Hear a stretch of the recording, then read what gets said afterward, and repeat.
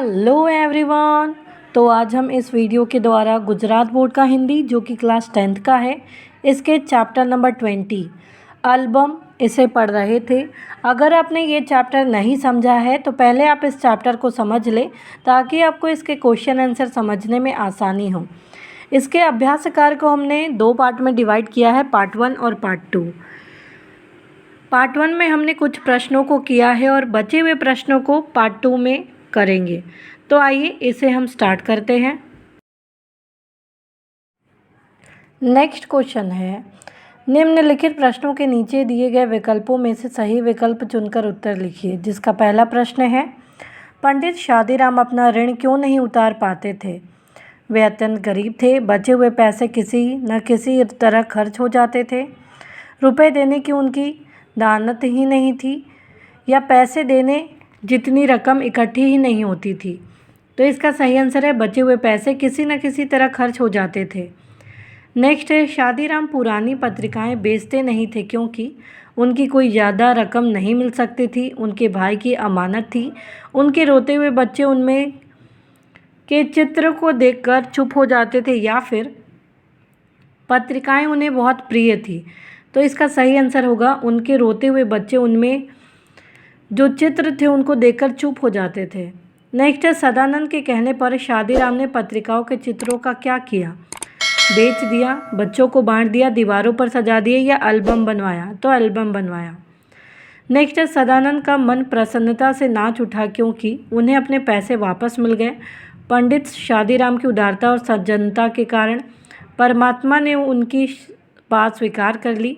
मारवाड़ी सेठ ने एल्बम खरीद लिया था। तो इसका सही आंसर है मारवाड़ी जो सेठ है उसने एल्बम खरीद लिया था। अब इसमें एक प्रश्न और दिया है कि पंडित शादीराम को एल्बम के कितने रुपए मिले? तो इसमें 500 रुपये था कि उसको 500 रुपये मिले थे, लेकिन ऑप्शंस इसमें गलत थे, इसीलिए वो प्रश्न यहाँ नहीं दिया है। नेक्स्ट है, पंडित शादीराम के बचाए हुए 80 रुपये किस में खर्च हो गए? ये एक एक वाक्य वाली प्रश्न उत्तर। पंडित शादीराम के बचाए हुए 80 रुपये लड़के की बीमारी में खर्च हो गए। पंडित शादीराम पुरानी पत्रिकाएं क्यों नहीं बेच देते थे?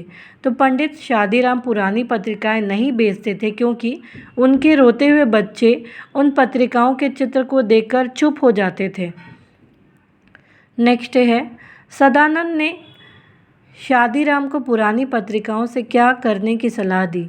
तो सदानंद ने शादीराम को पुरानी पत्रिकाओं के एल्बम बनाकर बेचने की सलाह दी। नेक्स्ट है, लाला सदानंद की बीमारी के समय पंडित शादीराम किस तरह सेवा करते थे? तो लाला सदानंद की बीमारी के समय पंडित शादीराम उनके स्वस्थ होने के लिए पूरे मन से दुआ करते और माला फेरते थे। नेक्स्ट है, एल्बम सेठ से मैंने मंगवा लिया, ऐसा सदानंद ने शादीराम से क्यों कहा? तो एल्बम सेठ से मैंने मंगवा लिया, ऐसा सदानंद ने शादीराम से ऐसा इसलिए कहा ताकि शादीराम के मन को ठेस न लगे। नेक्स्ट है, प्रश्नों के उत्तर 2-3 वाक्यों में दीजिए। पहला प्रश्न है, पंडित शादीराम कर्ज उतारने के लिए क्यों बेचैन थे? तो पंडित शादीराम को लाला सदानंद से कर्जा लिए हुए कई साल हो गए थे। हालांकि लाला सदानंद ने उन्हें कभी अपने रुपए वापस नहीं मांगे थे। वे गरीब जरूर थे लेकिन नेक दिल के थे, इसलिए वह कर्जा उतारने को बेचैन थे। नेक्स्ट है, लाला सदानंद ने शादीराम की समस्या का हल कैसे निकाला? तो एक दिन लाला सदानंद पंडित शादीराम के घर गए तो उन्होंने वहाँ सुंदर तस्वीरों वाली पत्रिकाएं देखी। उन्होंने इन तस्वीरों की एल्बम बनाकर बेचने की सलाह देकर शादीराम की समस्या का हल निकाला। शादीराम ने अपना कर्ज कैसे चुकाया? तो लाला सदानंद के कहने पर शादीराम ने उन तस्वीरों का एल्बम बनाया। लाला सदानंद ने समाचार पत्र में एल्बम बेचने का विज्ञापन दिया। एल्बम बेचकर जो पैसे मिले उससे पंडित शादीराम ने अपना कर्जा चुका लिया। नेक्स्ट है, पंडित शादीराम लाला सदानंद से यह क्यों न कह सके कि वे झूठ बोल रहे हैं? तो लाला सदानंद को पंडित शादीराम पहले से ही अधिक सज्जन, उपकारी और ऊंचा समझने लगे थे। सदानंद झूठ बोल रहे और वे ऐसा कहकर उन्हें शर्मिंदा नहीं करना चाहते थे। नेक्स्ट है, शादीराम का ऋण उतरने के बजाय दुगना क्यों हो गया? तो जब शादीराम ने बीमार लाला सदानंद के पास एल्बम को देखा जिसे उन्होंने मारवाड़ी को बेचा था, परंतु वास्तव में उस एल्बम को अपना ऋण चुकाने के लिए खुद लाला सदानंद ने ही खरीद लिया था, उनकी इस अच्छाई से उनका कर्ज उतरने के बजाय दुगना हो गया।